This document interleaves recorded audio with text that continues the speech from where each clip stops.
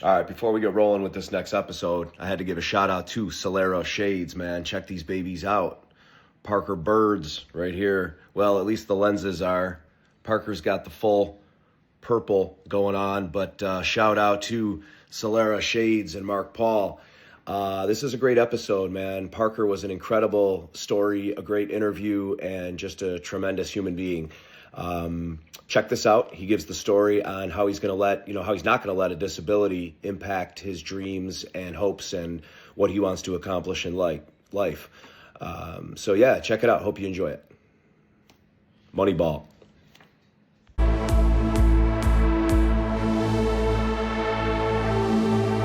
This is one of the most amazing things I've ever seen in my lifetime in sports. He is on a prosthetic. That right leg lost in a boating accident.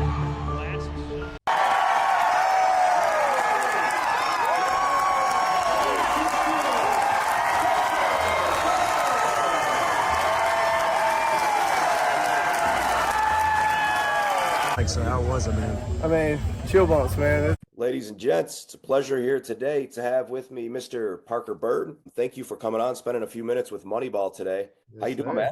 I'm doing great, man. Great. I'm glad that you had me on. Yeah, no, I truly appreciate it, taking some time, man. I mean, you've been on the likes of Good Morning America, some ESPN, all this publicity. It's cool that you can take some time and come to the little guys, I guess, like Moneyball, man. We're on our way, right? That's right. Give me another year or two for the Good Morning America. That's all I need. You got to start somewhere, right? Bro, got to start somewhere. I love it, man. I love it. So I don't want to get into the same story that everyone else says, right? So, and audience, I want to apologize up front for my voice. I was just telling my man P here, I've been up in bed for the last day with a fever and sick as heck. And I said, there's no way I'm missing this interview. This kid is really inspiring. And I really love your story, dude. And beyond the story, I kind of love who you are based on what I've heard. So I really wanted to talk to you. And, I don't like when people reschedule things for any reason. So I didn't want to do it. So here we are. So just bear with the voice. So, I guess every other interview that you do, it's going to be the awe-inspiring, the motivational, everything, man, that you've been through, your trials and tribulations. And don't get me wrong, bro. I don't discount any of that. I think it's unbelievably phenomenal what you've been able to overcome. But I think there's a couple different people in the world. And just based on knowing you 3 to 5 minutes, you seem like it's the only other way that it was going to be. Right? Like there was no option. Tell me about not the accident. All right. I know, July 23rd will live in infamy for the rest of your life, but not the accident. But what was your attitude when you had options and they said, hey, man, you might not play ball again? What was your attitude then? Yeah. I mean, obviously, it's pretty devastating to a guy like me who loves the game of baseball. I mean, I've loved it since I was born. I mean, before I could even walk, I was hitting the ball. So I really have lived for the game of baseball. So whenever the doctors come in and say, hey, like you have two options, we can just amputate your leg or you'll basically end up dying. And you basically have to choose to amputate the leg because you still want to keep living. But obviously, first thing you think of is life. But with life with me, that's baseball. The first thing I thought of was baseball. How am I going to get back onto the field? It kind of feels like they're taking the game away from me. And it really, for about 2 or 3 days, you could kind of tell I was really down in the hospital. It was kind of weird at the time because it was right after COVID, and it was 2022. COVID was still kind of in effect, and the hospital rules were weird. So there's only in the ICU, only one person at a time. And one night my mom was with me, and she could tell I was down, just me being her son, and I wasn't talking much. I'm a talkative guy, so I wasn't talking, and she's like, Parker, what's wrong? And I was like, well, Mom, I don't think I'll ever be able to play baseball again. And she knew that was my love. That's what I've always loved to do. And she's like, why do you say that? And I said, well, Mom, I don't know if you've done your research, but there's never been the physical player to ever play with a prosthetic leg. And she said, well, there always has to be a first. So why not you? And, kind of flip the switch from there because I've always been a positive guy. That's just kind of who I am. My parents raised me to be that way. Both my sisters are pretty much the same way. So kind of from there, I was like, you know what? There does always have to be a first. I can use this to inspire so many others. I know that I can be the first, but hopefully it's the norm one day that people don't give up whenever things go south. And I think that's just the pivotal point in my recovery. I tell people all the time that I talk to that have lost limbs that, I think 90% of the recovery is actually mental. And lucky for me, I had such a great support system that made that 90% really easy. They were there for me day in, day out. My parents moved up here to Greenville, North Carolina, just to be with me because they knew that that support was so important. So it made the other 10% easy, the traveling to the actual rehab and going to get work in. And I've always been a workaholic, so which my parents installed for me from an early age as well. So kind of made it really easy, honestly. So take me back before that day. From what I've read and heard, top 20 prospect in the state, if I'm not mistaken. So, there's people who love baseball that are terrible at baseball that just Yeah, love it, right? We all know that guy, man. He knows every stat there is, but he can't swing a bat. that's That's right. not Parker Byrd. Well, Parker Byrd, you were a top prospect. It definitely makes it that much harder, man. Not only was it, you growing up with the sport, but being very good at the sport, right? And having hopes and goals and aspirations, so take me back before that time on July 23. What Mm. was life like then as far as what were your goals for where am I going? Yeah. Am I going to play pro ball? Like where tell me where your headspace was at prior to. Yeah, man, I was fully into the game. I mean, me and my dad's place was the batting cage. I mean, it still is, but I mean, I was working day in, day out. I mean, I worked out probably 3 to 4 times a day, hit twice. I mean, I was fully in it, and I mean, obviously, I committed to ECU at a pretty early age. I'm Yeah. committed in ninth grade. I mean, it's just because I got the offer in Committed ninth in grade. ninth grade? Yeah, Oh committed. yeah, you were balling out then. Yeah, November 12th of my ninth grade year. Okay. Obviously, ECU is a great baseball Yeah. school, great history. Both my parents went here as well. I grew up a Pirate fan, and as Okay. soon as I got the offer, I honestly just committed right on spot because I was like, you know what? There's no other reason to hold this out any longer. So committed pretty early on, but I knew that ECU was honestly the next step to me getting to pro ball because everybody dreams as a kid to play in MLB, and Sure. I'm a huge Braves guy, so I've always looked up to Yes. guys like Brian McCann and Bro, Braves are my team, man. hey, let's go. This Yeah, whole so household, we are incredible Braves phenomenal. You went up a couple more notches in my belt. yeah, yeah. Well, I mean, same here. I mean, my whole family is big Braves people. But yeah, I think once again, my dad and my grandpa are both Braves guys, and kind of looked up to both of them growing up. And same thing with the Commanders. This is how I got Yeah. my sports teams. But so huge Braves guy. Watched Chipper Jones growing up. I was a huge Brian McCann guy. That's why I wear number 16 to this day. So I mean. Just love the game, and I was blessed enough to have the athleticism to be really good at it. And I've always been quote unquote the guy. I grew up in a smaller town, and we had a good bit of talent in my age group, and we won a lot growing up and travel ball and stuff. But I was definitely always not trying to brag, but the standout guy. I was the Yeah, no, one. it's not bragging. It's exactly Yeah, what I asked you, man. And to sign that early, obviously, like I said, it's plus this is a bragging show. I have athletes on the show, brother. yeah, yeah. Well, it's so yeah, I was the one with the future. And as we got older, everybody definitely knew that because you will tell like some people progress and others kind of stay the same. So I obviously worked really hard and put myself in a position to commit, and then all of high school played with the guys I grew up. Only one high school in the county, so it Okay. was really cool playing with those guys. And but yeah, the dream was to go to the major leagues, and I'm a 5'10" guy. In high school, probably 175. With MLB, I knew that out of high school getting drafted was pretty unlikely just because I didn't pass the eye test for many. The reason I'm asking these questions, Parker, you don't want to be defined as that dude, right? Like you don't seem Right, like the type of guy who wants a pity party, right? You want to go right. out, you want to thrash, dude. You want to do your thing, and if you can somehow, how old are you now? I'm 21. You're 21, man. You're such a young buck. Like the possibilities are endless, whether it be playing and still doing your thing, Hmm. or coaching in a high capacity or whatever it is, right? Right. The only reason I asked prior to was just to kind of get your mindset because it doesn't seem to me like a whole lot's changed. It's still kind of Mhm. your mindset, right? Yeah, yeah, yeah. I mean, definitely. I think that's always how I am. I don't see a reason to change. I mean, I've always worked really hard, and the accident really just allowed me to work even harder.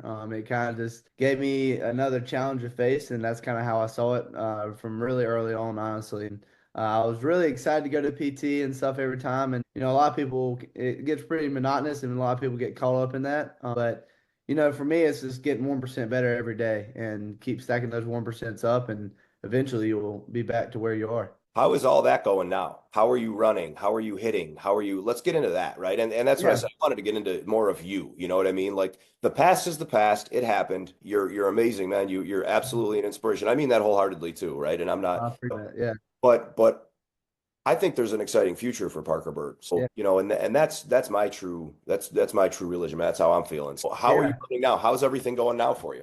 It's going honestly really good. So I have a prosthetic leg that is designed for baseball. I have a prosthesis out in Chicago or right outside of Chicago in Juliet that is phenomenal. And I'm with the Challenge Athletes Foundation, which is a foundation that just gets people back into the game Yeah. of life, honestly, Yeah. but through sport. But they've gave me several grants now to get prosthetics for baseball. So I have an amazing prosthetist, or a couple of them actually. There's one in Greenville as well, but they have designed a leg for me to get me back out on the field and running the best possible. So that's phenomenal, honestly. I progressed probably the last year a lot more in the running phase. At first, with my recovery, it was how do I swing a bat again? I mean, I started off sitting down, doing a lot of one-handed drills, and then once I got a prosthetic that was for baseball, that's whenever I started standing up. But there would have to be some adjustments in my swing. So Yeah. I found out the scissor motion in my swing, kind of like the Jose Altuve's in the world. Yeah. It's kind of like the kickback. Works best for me just because I don't have a right ankle and I'm right-handed. It's honestly been really good because it's allowed me to get my power back. And obviously, there's some other stuff in my swing that I had to make some adjustments. But it's been really good. I have tremendous coaches here at ECU that have really got me back to where I wanted to be. And I'm probably wouldn't say this last year, but I'm pretty comfortably saying now that I think I'm back into a spot to compete at my best level. Last year was kind of, getting my foot wet about what Sure, college sure. baseball Yeah. is. And, Yeah. And figuring out, listen, man, here now you're with a prosthetic leg and everything else. right. Like you'd be a superhero to go out there and just start smacking meteors, right? But I mean, Yeah. I like what you just said. That was really cool though. You said to adjust the swing and then you actually could look at some people's swings, right? And kind of see that the way they did it and make a change based on how you have to adapt. Yeah. Yeah. I And mean, I've studied film like it's football, man. yeah,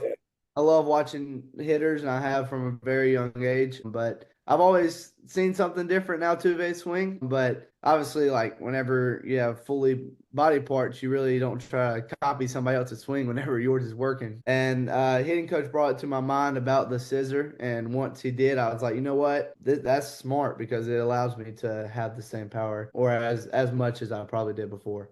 now, is it coming up or is it coming down with it? More through. So the load and then after at extension is kind of where you scissor. Okay, so So it's a little bit later in the swing.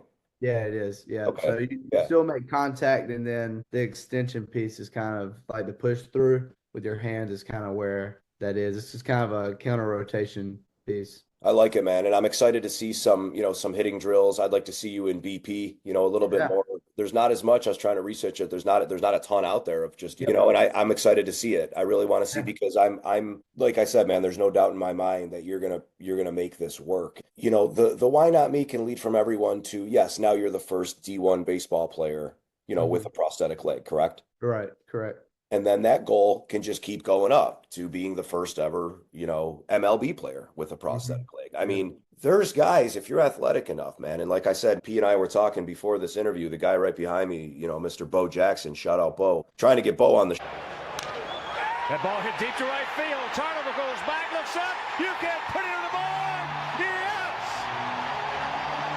Bo Jackson in his first at bat in the 93 season. show, man. I got a relationship with Johnny Damon, who's a friend, and they have a drink called A Game. It's kind of a competitor to Gatorade that I'm going to be sponsoring soon, and the director is Bo Jackson. So Bo is a legend, dude. Like he's He's the so man. He's the ultimate athlete. the ultimate, right? Like I mean, Yeah. Deion Sanders did it, but Bo was different, bro. He was Yeah. and the reason I keep referencing Bo, obviously, is when that hip went out, right? He was the first guy to ever go and try to play with prosthetic anything, I think. Yeah. Bo Yeah. had a prosthetic hip. I don't know how much you Yeah. know. Yeah. And watching him play baseball and still smacking him out of Kansas City, man. I mean, it was amazing. And then he went to the Yeah. White Sox for a while. Now, he wasn't the same Bo Jackson, but Uh-huh. listen, he was still hitting 96-mile-an-hour fastballs out of the park, Hey, so yeah. Yeah. and based on the talent you had, if you can be 90% of where Parker Byrd was, you're gonna be there, bro. You know? Yeah. And again, I don't mean to sound critical with anything. There's No, a no, real, no. a real fine line there, isn't there? Yeah, Because 100%. everything's complementary. It's just like you don't ever want to say the wrong thing as like, oh well, good for this, right? Like you don't want Right. to say good for having the leg. I just want it to be good, period, you know? 100%. Yeah. And Yeah. now let me, and that'll lead into my next question. Do people treat you Yeah. different and do they act different toward you? I would say that my teammates have done a tremendous job of being the same Parker. Yep. Yep. Obviously, my accident kind of happened my freshman year, the summer going into my freshman year of college. Okay. So only a few amount of guys on the team kind of knew me before my accident. I would say that they have done an absolute tremendous job of treating me the same. Same thing with the coaches. I've told the coaches from very early on, hey man, I know I look different than the other guys and I might do things a little bit differently, but one, I'm gonna make it work, and two, treat me just like the other ones because I don't want to be sugarcoated. I love hard coaching. That's just why that's honestly why I committed here because the coaching staff is pretty tough on you, and I think that's a good thing. Discipline's awesome, but I think they've done honestly a tremendous job. But I would say outside of the baseball realm, outside of the locker room, definitely, yeah, this You're is honest, and I love the honesty. the average person in life, is going to, which is Yeah. okay. They don't know any different. But I would say that you definitely can see a difference before and after, just the way people treat you. But with that being good and bad, there's a lot of good people out there that will do a lot of good things for you. And Hey I've man, if you can get a free order of French fries, take the free order of French fries. you know what? I did have a good bit of free food here in Greenville. So good shout out to a good Pirate fan. So Here we go, man. Somebody feels bad, they want to give you the extra slice. Hey, Give me the that's extra right. slice. That's right. Yeah, I'll take the handicap parking when I can get it. That's amazing, dude. I love that you're a Braves fan. So your favorite Brave growing up was it Chipper? It was Brian McCann. It was Brian McCann. Oh, I'm sorry, you Yeah. did mention that. Yeah, number Yeah, 60. yeah, it was Brian. I like Chipper a lot, but growing up, like Chipper was kind of towards the end of his career, so he Yeah, was kind yeah. of beat up a little bit. The age difference, man. I'm 46 years old. Yeah, you got to see really prime Chipper. I got to see kind of old, beat up Chipper, but he was still once again the man. Let me give you a great Brave story, dude, and you'll Yeah, respect it. Just because you're a fun guy and I can feel your energy, so you'll right. appreciate this. My wife and I went to the World Series a few years ago. It was that real rainy.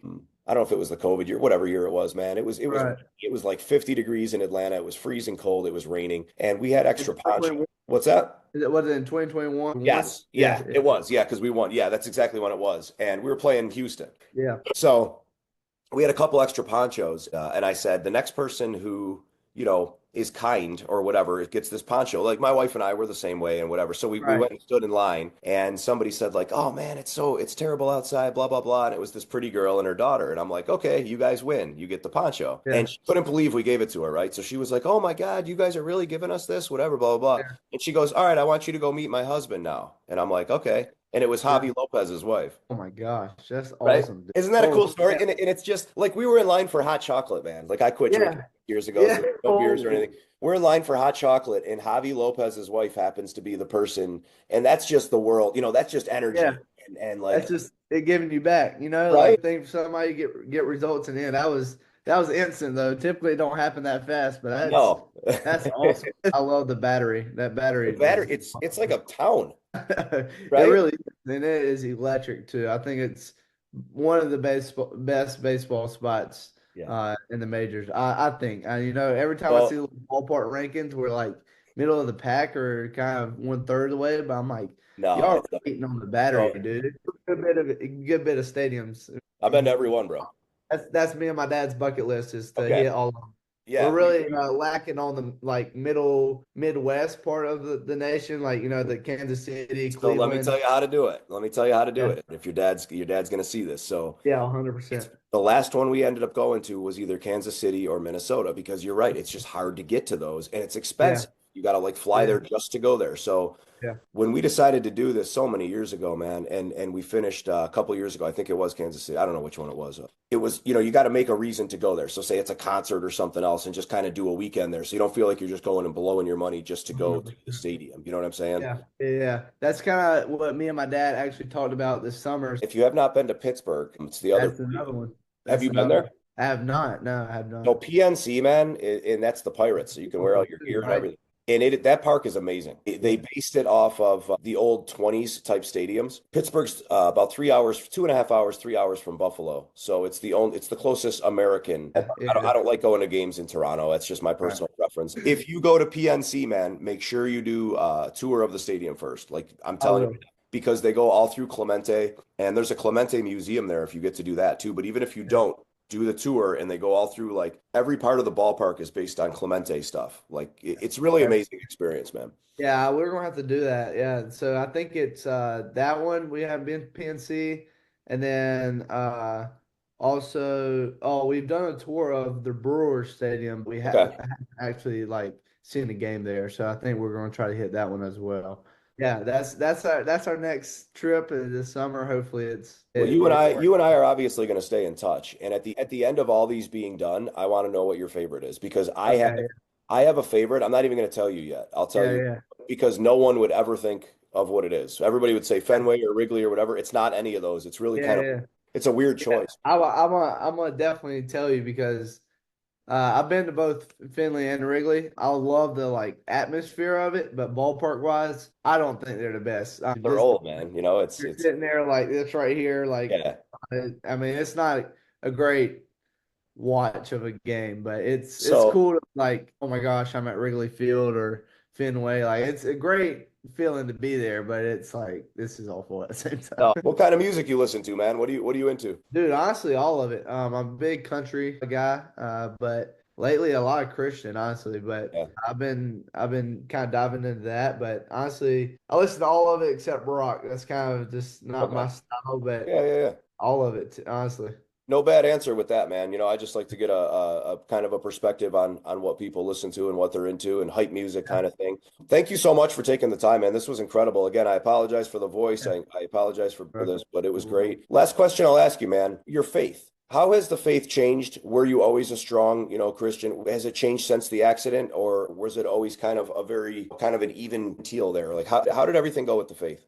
Yeah, so it's been a crazy road. I've always been a Christian ever since I was born. My parents kind of really installed that in me and my sisters. But I would say that growing up, like we went to church when we could, where it's kind of the holidays, Easter Sunday, and Christmas time. We kind of went to church then, and we went when we could. But travel baseball's so busy, man, and Oh it yeah. can be really really easy to kind of get away from it and.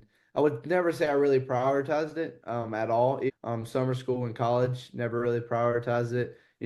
Say I love God, I trusted in Him, but there was never really any obstacles in my life, and it was pretty easy to trust in Him Right, when right, right. I mean, yeah, it makes everything was sense. going well. But then my accident happened, and then that's the only thing we really had to lean on.